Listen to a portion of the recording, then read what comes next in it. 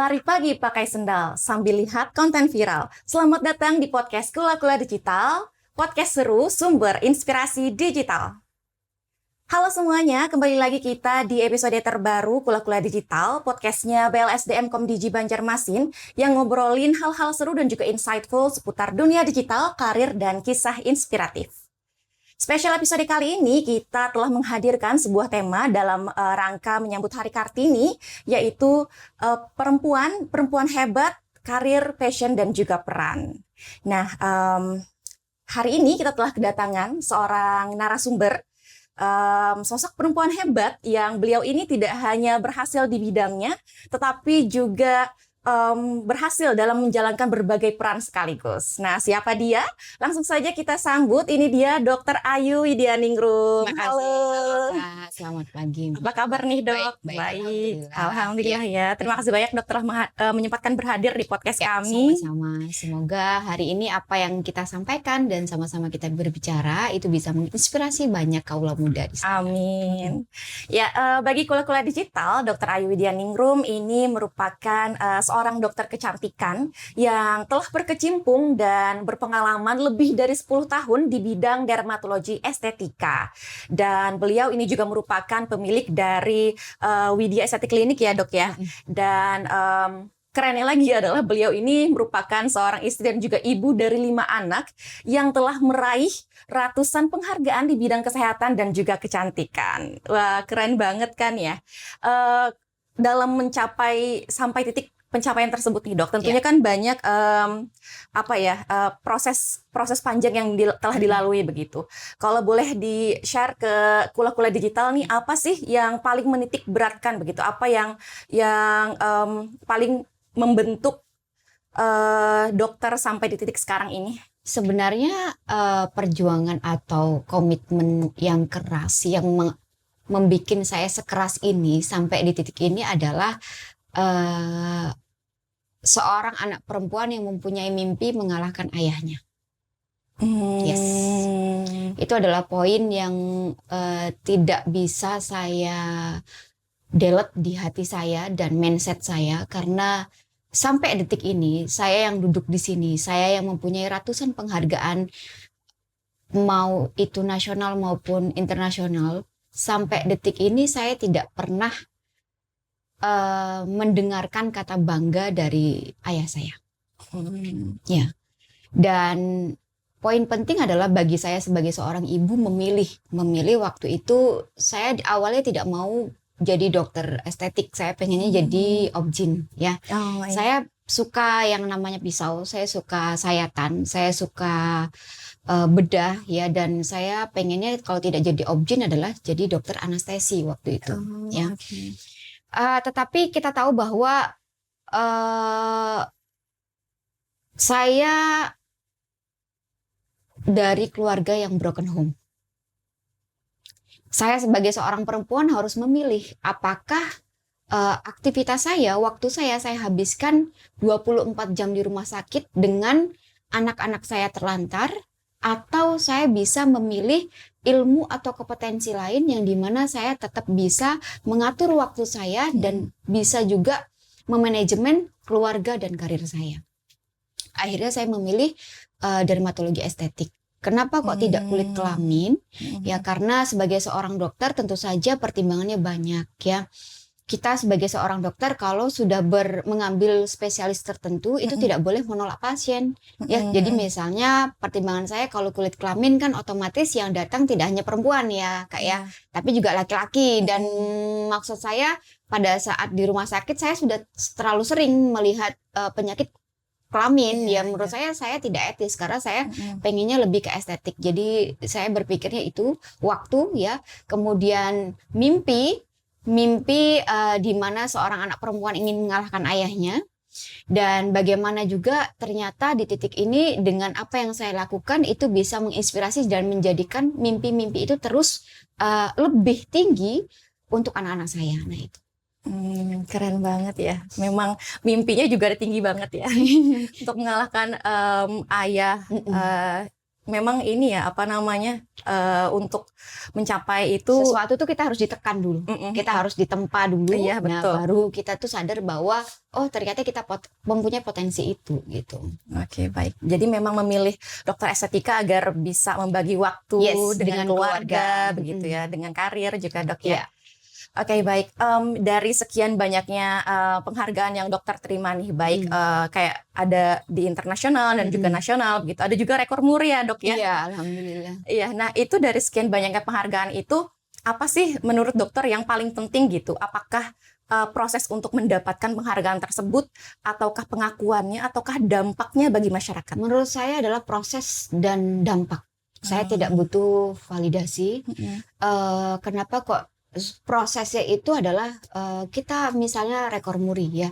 Kita berbicara rekor muri dan beberapa penghargaan saya yang internasional Asia Pasifik, yaitu kemarin Global Health Asia Pasifik dan ACES ya, yang di Bali, bahwa prosesnya itu tuh tidak semudah yang netizen kira gitu loh ya. Netizen kira kan udah gitu kan ya, dapat murid udah kelar gitu kan ya. Tetapi prosesnya sangat lama.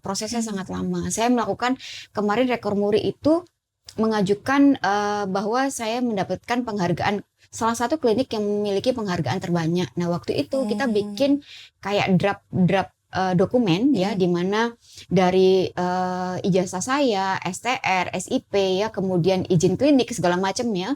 Kemudian kita menyertakan plakat nasional. Jadi apa yang saya sampaikan ke rekor muri itu tidak serta-merta, mohon maaf, penghargaan dari farmasi, tidak, tetapi penghargaan nasional yang kita dapatkan. Nah, kemudian untuk regenerasi sel gratis kemarin ya, itu tidak mudah seperti yang kalian bayangkan. Jadi saya harus mempunyai sertifikasi untuk apakah Dokter Widya sudah berkompetensi untuk melakukan regeneratif sel. Nah, kemudian kita masuk di asosiasi Ikatan Dokter-Dokter Regeneratif Sel Indonesia. Nah, baru kita dikasih rekomendasi dari mereka ke rekor muri, baru kita menjalankannya itu. Saya berdampak sih apa yang saya lakukan saat ini, nantinya suatu saat pemerintah daerah juga ikut serta ya, ikut serta dalam hal mungkin next time kita melakukan ribuan pengobatan gratis yang mana ini berdampak besar bagi pasien-pasien kami yang diabetes mellitus, stroke, dan pasien-pasien post chemotherapy cancer dan pasien autoimun serta pasien Parkinson ya. Kemudian yang sangat menantang adalah pada saat saya melakukan wawancara penilaian di Asia Pasifik ya, yaitu Global Health Asia Pasifik dan ACES. Mereka menanyakan kenapa kami layak menjadikan Anda salah satu pemenang di acara award kami, karena ini adalah acara award setingkat Asia Pasifik internasional. Iya.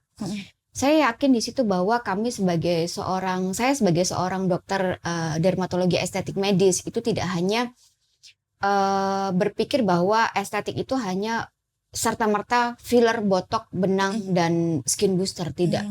Tetapi bagaimana apa yang kita ciptakan, booster yang saya gunakan, terapi yang saya gunakan itu wajib aman untuk pasien saya kanker ya. Pasien saya autoimun, lupus, kemudian pasien saya diabetes, dan pasien saya yang stroke. Nah, jadi prinsipnya sekarang skin booster yang ada di Widya Estetik itu adalah modifikasi yang sudah sedemikian rupa yang supaya dia aman untuk mereka yang sakit. Artinya untuk mereka yang sakit saja aman, apalagi untuk kita yang sehat. Nah itu.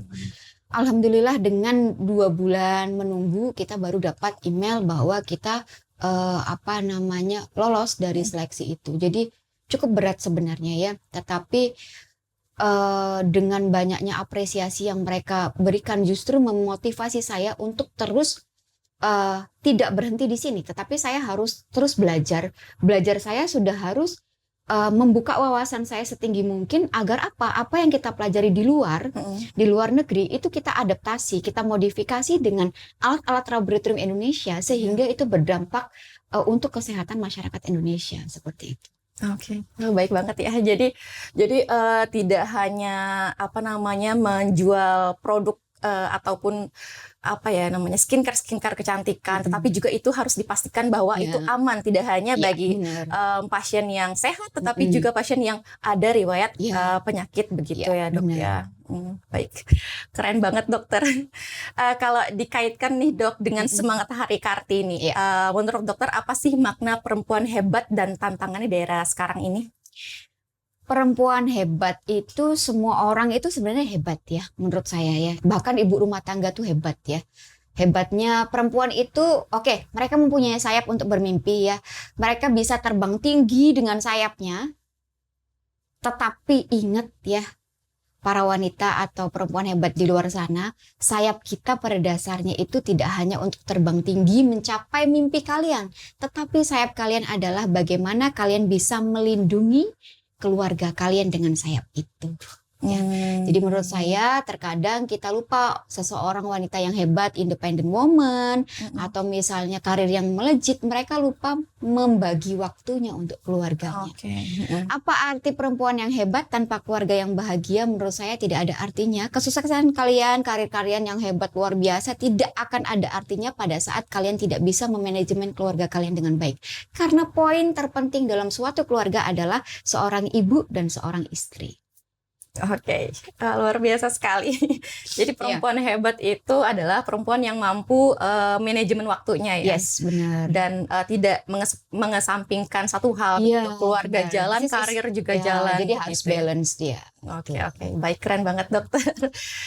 Sebagai perempuan karir nih dok, sebagai dokter, entrepreneur, dan juga sebagai istri dan ibu dari 5 orang anak. 5 anaknya itu laki-laki semua, 5 laki-laki semua ya. Baik. Apa sih kunci agar bisa tetap produktif dan semua peran itu tetap bisa berjalan begitu? Waktu ya. Sekali lagi saya bilang adalah waktu adalah poin penting menurut saya dalam suatu memanajemen seluruh pekerjaan kalian.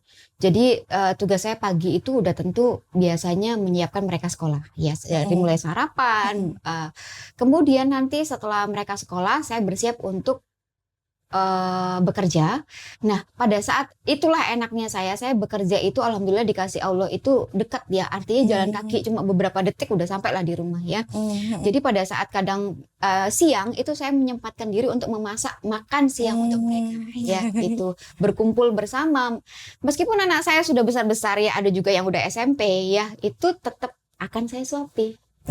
Ya nggak malu dok, enggak, karena saya ngerasa kayak ya mumpung aku masih ada gitu ya, dan mereka masih belum terlalu jauh, artinya tuh kan seseorang anak ada tumbuh kembangnya nanti pada saat mereka SMA, kemudian nanti kuliah mereka udah jauh gitu. Nah itu kemudian berkomunikasi, jadi sebisa mungkin pada saat malam hari itu kita pasti dinner bareng, entah itu mohon maaf saya cuma masak sambal terus di tengah-tengah mereka ngumpul ngobrol sama apa aktivitas hari ini, itu yang kami lakukan aku dan suamiku. Nah kemudian tentu saja sebagai seorang istri aku tidak mungkin memanajemen anakku aja, tetapi aku juga memanajemen suami. Bagaimana caranya? Me time bersama, seperti nonton pada saat malam hari setelah tugas saya selesai. Gitu. Jadi cuma kadang ya perempuan ini karena multi talenta ya, dia kadang itu lupa untuk menjaga dirinya sendiri. Betul. Dia ya. Jadi kadang ya, tapi itulah ya, Allah itu luar biasa menciptakan kita perempuan menjadi sedemikian rupa itu untuk tidak terlihat capek ya, untuk terlihat kayak happy terus kadang ya, tapi sebenarnya ada masanya perempuan itu, apalagi nanti kalian sudah pramenopause dan menopause, itu akan mempunyai dampak besar ya pada kesehatan kalian. Jadi ya manajemen waktu menurut saya itu penting ya. Dan pesan saya untuk perempuan Indonesia adalah pada saat kalian lelah, pada saat kalian merasa capek dengan entah itu keadaan fisik ataupun psikologi kalian, istirahatlah sejenak ya.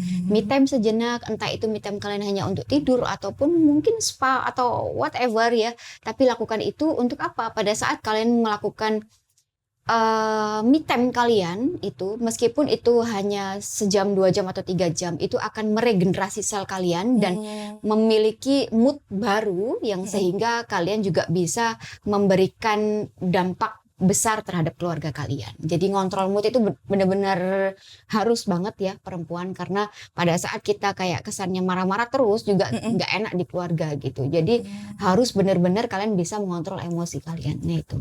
Oke, selain time management juga bisa memanajemen diri ya. Iya, benar. Itu Manajemen penting diri, soalnya. emosi gitu kan, tadi waktu istirahat juga agar kita yang memanajemen itu juga sehat gitu. Iya, Kalau kita benar. sakit kita nggak bisa Iya, gitu benar kan mengelola itu. Mm-mm.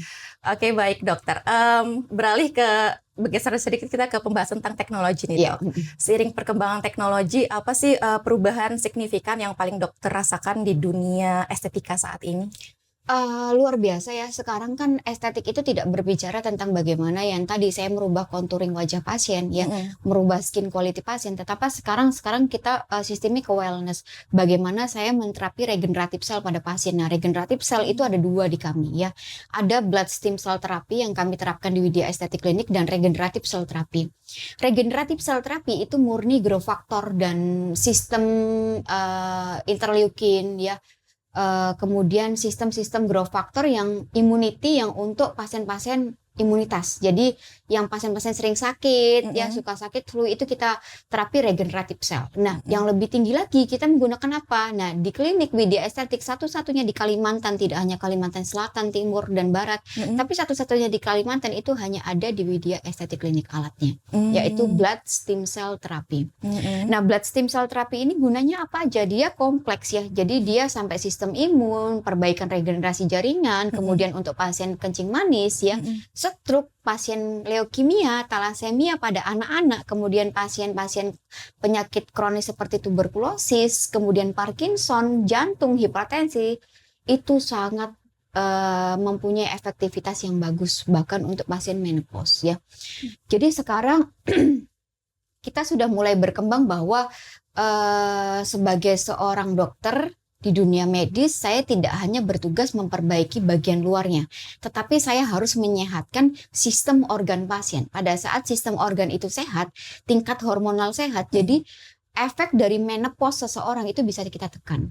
Bagaimana efek menopause, dok? Efek menopause itu seperti misalnya kulitnya yang keriput kering, terus muncul melasma, terus kemudian sistem moodnya kita perbaiki. Nah, itu akan berdampak sangat signifikan. Jadi blood stem cell therapy ini kayak ilmu kuyang kalau di bahasa Banjar ya. Ilmu kuyang ini dia jadi ternyata belajar dari situ. Kenapa kok kuyang suka tembuni bayi ya? Waktu saya pelajari, ternyata tembuni bayi itu mempunyai stem cell terbesar di dalam tubuh manusia selain bone marrow atau tulang belakang ya.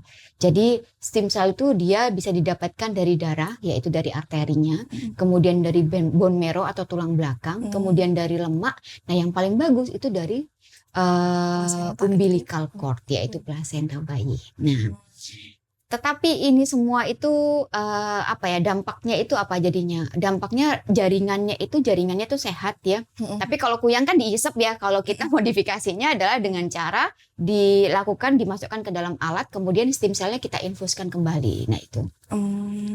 Jadi digitalisasi dan perkembangan teknologi ini sangat membantu kita bahwa kita harus membuka wawasan yang luas, berdamai dengan era modern untuk tidak tertinggal ya. Itu kenapa terkadang kita juga sebagai seorang dokter saya harus selalu upgrade untuk konferensi internasional, bukan hanya karena FOMO atau gaya-gayaan, tetapi saya sangat tertarik sekarang dengan regenerasi sel dan bagaimana caranya saya mempelajari itu. Saya tidak tertarik dengan botok filler lagi. Karena kenapa, dok? Karena anatomi sama. Anatomi dagu manusia ya di situ, dia tidak akan berubah kemana gitu nggak kan. Tetapi sekarang saya harus belajar dari pengalaman saya, di mana saya pernah kena leukemia, di mana saya pernah kena autoimun, di mana saya pernah kena menopause dini, dan itu membuat saya belajar bahwa regenerasi sel, ilmu tentang stem cell itu sangat kedepannya mungkin akan dipertimbangkan dan berkembang di Indonesia. Mengingat di Indonesia banyaknya kasus-kasus degeneratif dan kasus-kasus kanker yang masih jadi momok terbesar di kehidupan dan angka kematian di Indonesia. Oke, baik. Jadi memang visi misi dokter ini adalah ingin memberikan yang terbaik untuk pasiennya. Tidak hanya inovasinya tidak hanya berhenti di situ begitu. Iya, benar. Tapi terus dikembangkan gitu dengan mengikuti konferensi pers begitu ya. Oke, baik dokter. Kalau peran dunia digital sendiri nih dok, dalam seberapa besar sih begitu peran dunia digital dalam membantu perjalanan karir dan juga pencapaian dokter hingga saat ini? Sebenarnya dunia digital ini membantu saya untuk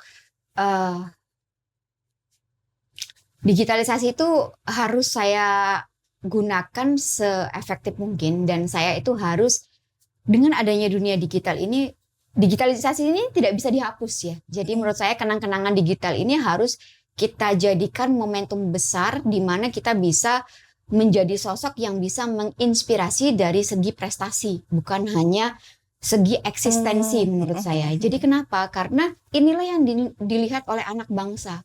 Siapa kamu? Kenapa kamu? Dari mana kamu? Dan kenapa bisa sampai di titik ini? Nah, jadi menurut saya digitalisasi ini penting, tetapi dengan catatan kita juga harus bisa memanfaatkannya dengan seksama dan juga tidak digunakan untuk hal-hal yang negatif seperti itu. Jadi justru ini akan membuka kita ini dikenal oleh banyak orang, tetapi dengan poin-poin penting prestasi-prestasi kita, sehingga anak-anak bangsa ini saya berharap menyontoh kayak gitu. Nah itu dia. Jadi tidak hanya berperan pada, kalau untuk dunia estetik medis sebenarnya saya tidak terlalu melakukan promo di sana. Kenapa? Ya, kita biasanya untuk digital medis ini kita hanya mengasih tahu, mengedukasi bahwa ada treatment terbaru, ada alat terbaru di Widya Estetik Klinik. Tidak digunakan ajang promosi yang terlalu misalnya endorsement atau apa, karena entah itu prinsipnya masing-masing. Tetapi di kami di dunia kesehatan endorsement sangat tidak diizinkan sebenarnya. Iya, jadi hanya boleh dipromosi misalnya ada alat kesehatan yang terbaru atau teknologi terbaru. Nah, mungkin itu kita bisa share ke publik. Nah, itu. Karena kita sebagai seorang dokter itu tidak boleh memaksakan kepada pasien misalnya, "Hai kamu, ayo dong datang ke sini." Nggak bisa, nggak boleh. Jadi sebagai seorang dokter kita memberikan suatu kesempatan kepada pasien untuk second opinion. Tetap kembali ke kita atau mau ibaratnya second opinion ke dokter lain, itu adalah hak pasien. Hak dokter adalah mengedukasi dan menjelaskan apa yang mau diberikan kepada pasien tersebut. Jadi kita harus bijaksana menanggapi digitalisasi. Dan sebagai seorang ibu menurut saya digitalisasi ini perlu sekali pengawasan ya, karena ada beberapa memang sudah diblok oleh Komdiki ya, sudah mereka kayak Roblox atau apa itu memang sudah awasi. Nah, saya berharap sih ke depannya YouTube ya, YouTube ini kayaknya kata kemarin sama Ibu siapa namanya Mutia masih diupayakan karena memang itu berdampak besar ya. Memang YouTube ini pada anak-anak kalau misalnya yang edukasi cepat dia speak-nya bagus, tapi ada beberapa kasus dia malah justru menimbulkan speak delay pada anak-anak tertentu, karena mungkin ada terkadang anak-anak yang mendengarkan lagu-lagu bahasa Rusia, bahasa Indonesia, bahasa Inggris, jadi dia bingung. Nah, di situ.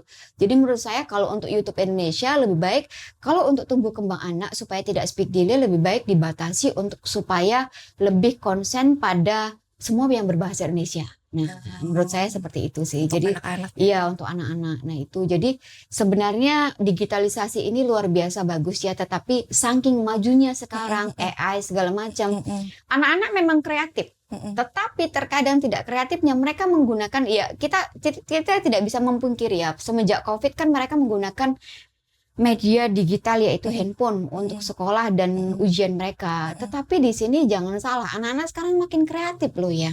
Jadi mereka menjawab soal kadang dengan AI ya. Jadi kekurangannya kembali lagi ada poin plusnya, ada poin negatifnya digitalisasi. Jadi menurut saya kalau secara intelektual sebenarnya oke lah membuka wawasan mereka. Mereka jadi tahu proses psikologi, proses kesehatan, segala macam ya. Di usia dini mereka tahu, tetapi ketidaknyamanannya mereka terbiasa untuk nyaman dengan itu mengaksesnya. Jadi ujian pun mereka nyaman sebenarnya mencari jawabannya itu. Beda dengan kita yang dulu ya. Pokoknya ada poin plus, ada poin negatif lah digital yang sekarang berkembang luar biasa. Tetapi menurut saya itu semua harus dicermati dengan bijak dan kita sebagai seorang ibu ya dan entrepreneur menurut saya harus menjadikan media digital ini sebagai platform yang luar biasa bijaksana dan bisa mengawasi anak-anak kita sih. Memang ini ya, kalau misalnya YouTube anak-anak itu kan memang tergantung orang tuanya juga gitu, mengarahkan anaknya secara bijak apa enggak tontonannya begitu kan. Tapi kan terkadang sekarang gini, kita tuh berpikirnya adalah ada beberapa sosok ibu yang tidak stay di rumah. Iya, Nah itu dia, ada beberapa sosok ibu yang dia harus misalnya kayak nakes, dia kan hampir berapa jam di rumah sakit, dia tidak bisa mengawasi anak-anaknya. Nah itu dia, jadi memang benar-benar mungkin nanti diselektif sih, lebih diselektif ya Komdigi, artinya anak usia segini-segini mana yang bisa dibuka, mana yang tidak. Nah seperti itu menurut Ada saya. pembatasan. Betul. Oke, baik dokter, berkaitan dengan itu tadi nih, apa namanya, di media sosial Iya. gitu kan. Sebagai seorang perempuan dengan Iya. banyak pencapaian nih dok, bagaimana dokter memaknai personal branding di media sosial? Apakah penting bagi seorang perempuan itu untuk membangun citra yang profesional di media sosial begitu? Kalau saya pribadi nih, kalau saya kan memang jarang upload gitu ya, jarang banget, jadi nggak ada membangun personal branding atau bagaimana gitu kan di media sosial. Apakah itu penting gitu kan menurut dokter untuk membangun citra profesional, dan bagaimana kita tetap menjaga personal branding kita yang kita bangun di media sosial tanpa kehilangan jati diri, dok? Sebenarnya penting tidaknya tergantung masing-masing pribadi ya. Ada seseorang yang dia sifatnya introvert, yang memang tidak mau kehidupannya diketahui. Jadi menurut saya media sosial ini pokoknya harus bijaksana ya, tergantung target kamu apa gitu. Kalau saya mempunyai target itu, apa yang saya, foto-foto saya yang di media sosial itu cuma satu ya.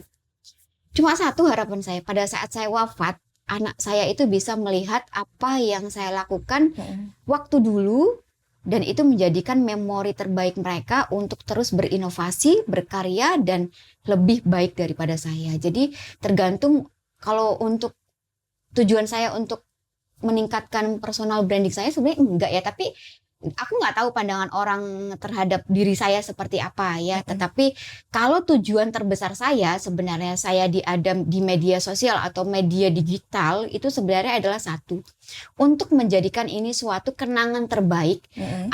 Apapun prestasi saya, menjadikan inspirasi tidak hanya untuk anak-anak saya pada saat saya sudah wafat, tetapi inspirasi untuk anak-anak Indonesia, bahwa whatever, siapapun kalian ya, siapapun dari manapun latar belakang kalian, mau kalian itu berfinansial ataupun tidak berfinansial, pokoknya prinsipnya jika kalian ingin berprestasi, ingin menjadi seseorang yang sukses, itu tidak harus kaya dulu, tetapi harus pinter dulu. Nah itu, jadi kalian harus pinter dulu, kemudian berani berinovasi, berani untuk menjadi berbeda, sehingga apa yang berbeda itu dilirik orang lain, dan itulah jadi poin penting dan kekuatan kalian tersendiri. Nah itu sih. Jadi kalau untuk personal branding, harus kayak gini terus, enggak sih ya. Jadi menurut saya jadi diri kalian sendiri itu penting ya, karena jangan sampai misalnya gini ya, saya misalnya kebiasaan pakai filter misalnya nih ini ya, kebiasaan pakai filter nih di media sosial atau di Instagram saya cantik banget gitu kan ya. Aku agak shock kan ya di TikTok, aku baru aja lihat-lihat di TikTok gitu ya. Pada saat ketemu langsung ternyata tidak seperti itu. Nah jangan sampai kayak gitu dong, nanti jadi hinaan, jadi bully lagi. Jadi ya udah, fokus pada diri kalian, fokus pada apa yang kalian rasa itu nyaman di kehidupan kalian ya. Kalau kalian merasa itu perlu di-share di media sosial untuk tujuannya adalah menginspirasi orang lain, ya monggo ya. Selama itu menurut saya positif, itu adalah semua orang ya, menurut saya itu. Oke, jadi dokter ini lebih ke bukan membangun personal branding ya, tetapi lebih kepada membuat kenang-kenangan, dokumentasi lah ya gitu. Jadi nanti bisa dilihat begitu oleh anak-anak begitu, maupun anak-anak Indonesia lainnya, agar bisa memberi inspirasi bagi mereka gitu ya, dengan pencapaian-pencapaian tersebut. Nah, berkaitan dengan fit harian yang dokter bilang, pencapaian-pencapaian itu tadi begitu, apakah pencapaian dan juga rekam jejak itu menurut dokter lebih efektif untuk membangun trust, dok, khususnya bagi perempuan nasional profesional begitu, apalagi kan misalnya dalam kasus sebagai dokter estetika begitu, apakah pencapaian dan juga rekam jejak itu efektif untuk bangun trust? Iya, menurut saya iya. Pada saat rekam jejakmu jelek, rekam jejak digitalmu tidak terlalu bagus, itu akan semua orang kan bisa melihat ya. Apalagi kalau misalnya di Google gitu ya, orang ngeklik nama kamu dan rekam jejaknya jelek, ibaratnya yang isinya cuma konten-konten yang menurut saya tidak mendidik ya, atau misalnya konten-konten yang sifatnya apa ya? Jadi menurut saya tuh rekam jejak ini aku nih harus hati-hati ya supaya tidak ada yang tersinggung gitu ya. Jadi menurut saya pokoknya rekam jejak ini penting buat saya ya. Aku tidak tahu apakah buat kalian ya di luar sana, tetapi selama itu bisa menginspirasi anak bangsa untuk menjadi lebih hebat daripada saya ya. Jadi itu semua saya dedikasikan buat anak-anak di luar sana, anak-anak di luar sana, bahwa apa yang kita lakukan, contoh kecil yang kita lakukan itu bisa berdampak besar dan bisa ditiru oleh orang lain ya, itu sangat luar biasa. Saya sangat menyukai itu. Hal kecil yang mungkin bisa berdampak besar bahwa, ada beberapa seorang anak yang mengidolakan saya pengen jadi dokter Widya, gimana ya dok ya? Ya boleh nak, harus juaranya 3 besar. Nah, jadi mereka kadang datang ke klinik bawa anak-anaknya yang nyuruh maknya datang ke klinik, ayo dong Mia, aku mau ketemu dokter Widya gitu. Iya gitu. Terus tanya, dok, ini anakku ngefans sama sampean, maunya kalau mau jadi kayak dokter gimana? Bisa bu, juara 3 besar. Karena dulu saya waktu kedokteran juga jalurnya PMDK, jalur prestasi ya. Kemudian setelah selesai baru nanti ibu kalau misalnya anak mau jadi dokter estetik nanti arahnya ke sini. Jadi kita saling berbagi pengalaman, nah, seperti itu. Oke, di bidang kecantikan tadi dok, banyak banget kan sekarang ini informasi yang beredar di media sosial nih. Bagaimana sih agar misalnya anggaplah personal begitu ya, seseorang ataupun sebuah brand itu bisa benar-benar dipercaya, karena kan sekarang tuh banyak banget ya kayak klaim skincare lah atau klinik kecantikan begitu yang mengklaim ini bagus nih produknya aman begitu, padahal ternyata itu tidak begitu. Nah itu bagaimana sih menurut pandangan dokter agar seseorang tuh bisa benar-benar dipercaya begitu? Percayanya seorang pasien itu apabila dokternya pakai produk itu tersebut. Jadi seperti ini misalnya, dokternya jual produk atau treatment slimming misalnya nih, lah dokternya aja nggak pakai itu, yakin itu aman kan gitu. Saya selalu kalau misalnya ada produk itu, semua yang saya gunakan untuk terapi pasien itu sudah saya trial di diri saya. Dan this is work, berhasil gitu. Ada beberapa farmasi menawarkan misalnya, dok ini suntik penekan nafsu makan tapi isinya insulin untuk slimming. Mau saya? Nggak mau saya. Karena kita ini sebagai seorang dokter ini tidak hanya finansial yang kita cari ya di dunia bisnis. Tetapi kalau prinsip saya nggak mau pasien saya meninggal pelan-pelan. Ya, jadi aku nggak tahu prinsip seseorang berbeda-beda, tapi sebagai seorang dokter dan sampai detik ini Widya Estetik berdiri, yang saya tonjolkan adalah apa yang digunakan pasien saya itu semuanya harus safety. This is untuk semua pasien, mau pasien yang sakit ataupun mau pasien yang sehat. Dan semua pasien, semua produk di Widya Estetik itu semuanya diawasi oleh Kemenkes ya. Kemudian alatnya diawasi oleh Kemenkes, kemudian semua produknya atau obatnya, karena kami tidak menjual kayak skincare yang dijual di platform kayak Tokopedia atau Shopee ya. Jadi kita semuanya itu murni obat. Obat itu apa? Jadi orang datang ke saya itu kayak sakit, dok saya jerawat melasma itu sakit ya.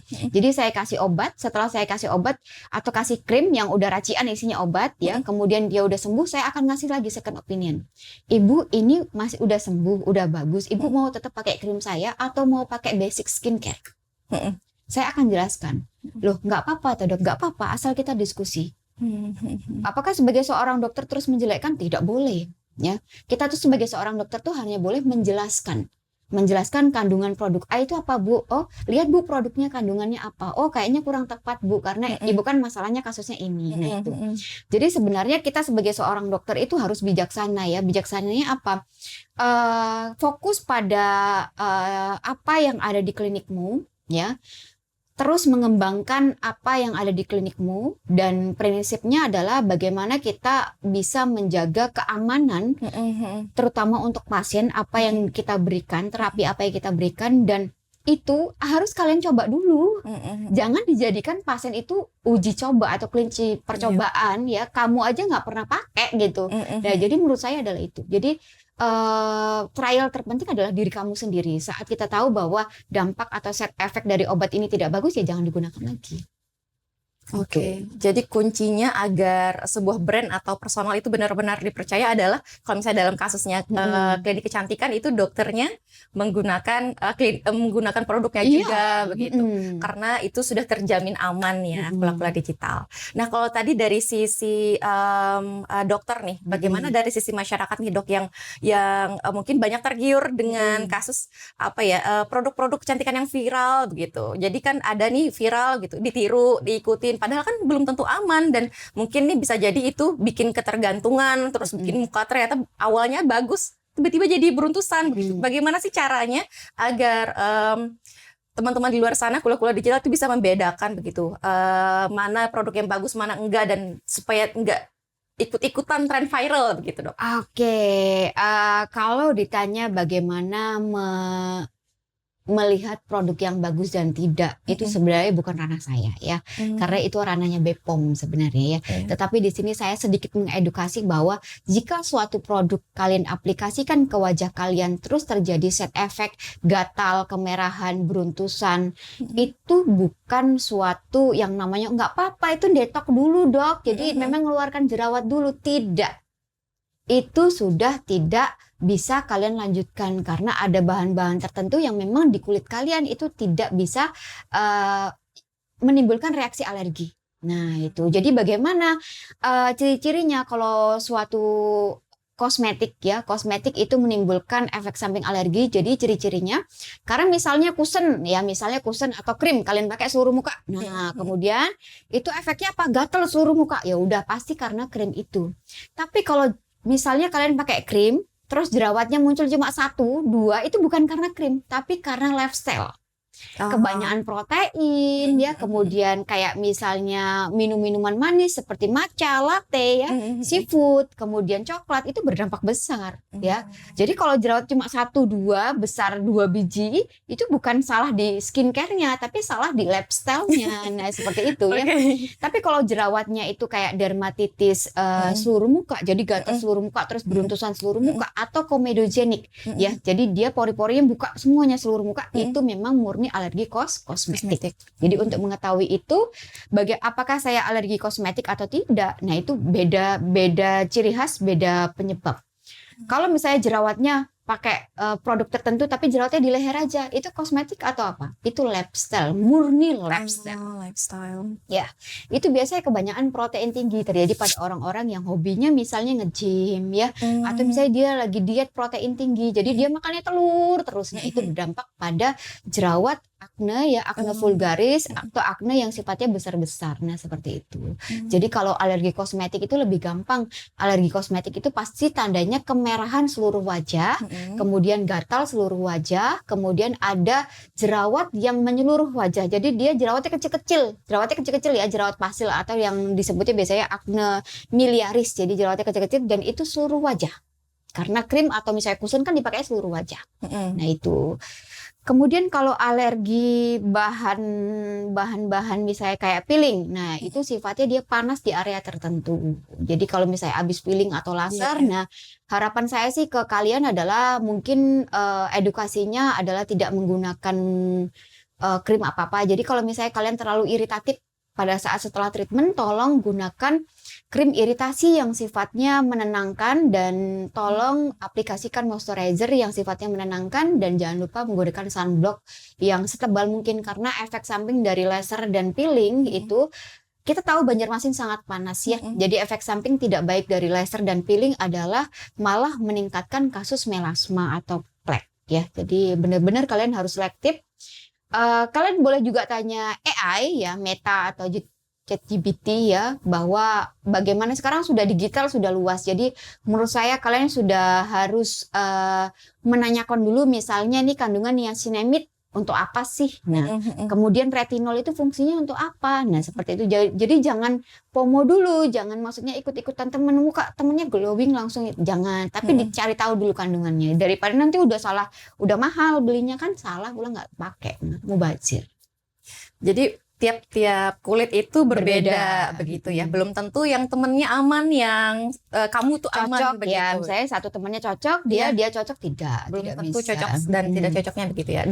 Dan bisa jadi ini produk memang aman begitu, bahan-bahannya aman, tetapi di kitanya aja di nggak kitanya cocok. nggak cocok Nah, begitu itu. ya. Jadi Dok, ya. tidak bisa kita mengejudge Menjudge suatu produk misalnya overclaim atau apa itu nggak bisa ya. Yang bisa menjudge overclaim atau apa itu mohon maaf itu adalah ranahnya BPOM.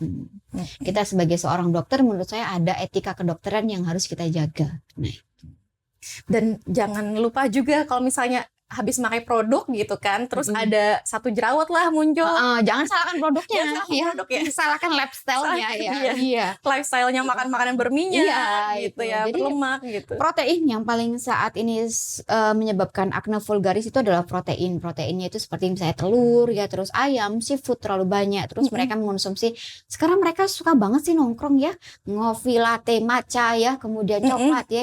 Itu adalah kasus terbesar di klinik kami dan mayoritas pada saat matcha ini ngetren. Nah, di situ adalah ada 60 kasus akne vulgaris semua yaitu baik emak-emak maupun anak-anak gitu. Iya. Menarik banget ya. Nah, kalau menurut dokter pribadi nih, apa sih definisi kecantikan sejati?